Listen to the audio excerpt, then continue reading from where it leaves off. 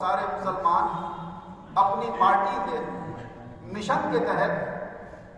اپنی باتوں کو تو صحیح سمجھتے ہیں اور دوسروں والوں کی غلط سمجھتے ہیں، اور جب ان سے یہ کہا جاتا ہے کہ بھائی تم اپنی صحیح سمجھ رہے ہو، ٹھیک ہے کرتے ہو، مگر دوسروں کے اوپر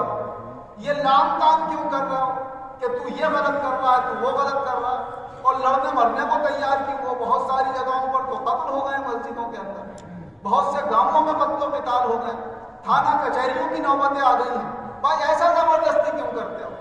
تو بڑا سینہ تان کر کہتے ہیں بھائی حضور صلی اللہ علیہ وسلم نے فرمایا کوئی غلط بات دیکھو تو اسے ہاتھ سے روکو، اور ہاتھ سے نہیں روک سکتے تو زبان سے برا کرو،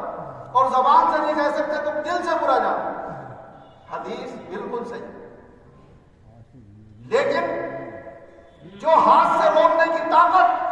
تم اپنے مسلمان بھائی کو دکھا رہے ہو،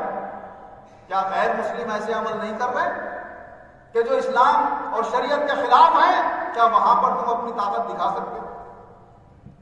ہم کوئی فاتحہ کرتا ہے، کوئی تکبیر میں بیٹھتا ہے یا کھڑا ہوتا ہے، اس کے لیے اتنی مضبوط دلیل تمہارے پاس نہیں ہے کہ تم ہاتھ سے روکنے کی کوشش کرو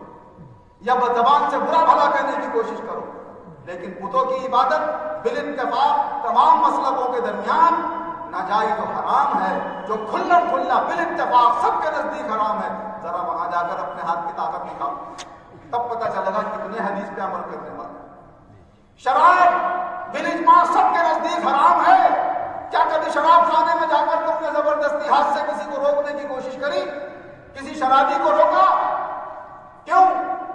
تمہارا جو مقصد ہے،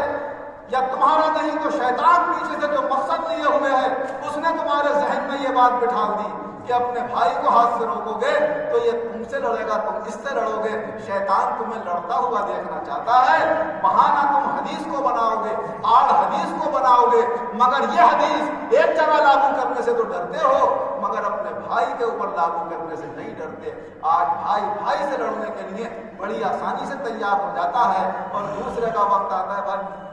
ماحول خراب ہے صاحب، دبنا پڑے گا صاحب، لچنا پڑے گا۔ اگر یہ دبش اور یہ لچک اپنے بھائی کے سامنے ظاہر کر دو تو پھر غیروں کے سامنے تھانوں اور کچہریوں میں جا کر جھکنے کی ضرورت نہیں پڑے گی، اور اپنے مال خرچ کرنے کی ضرورت نہیں پڑے گی۔ مگر ہم سمجھ ہی نہیں پا رہے حقیقت کیا ہے۔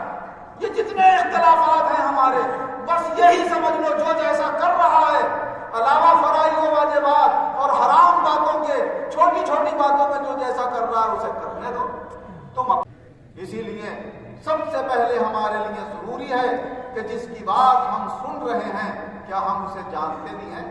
اسے پہچانتے بھی ہیں، وہ باسند عالم ہے بھی یا نہیں ہے، کیا وہ ہمارے اہل اسلام میں سے ہے یا نہیں ہے۔ جب تک یہ ثبوت نہ ہو جائے، نہ ہم کسی کی بات کو مان سکتے ہیں اور نہ اس کا انکار کر سکتے ہیں۔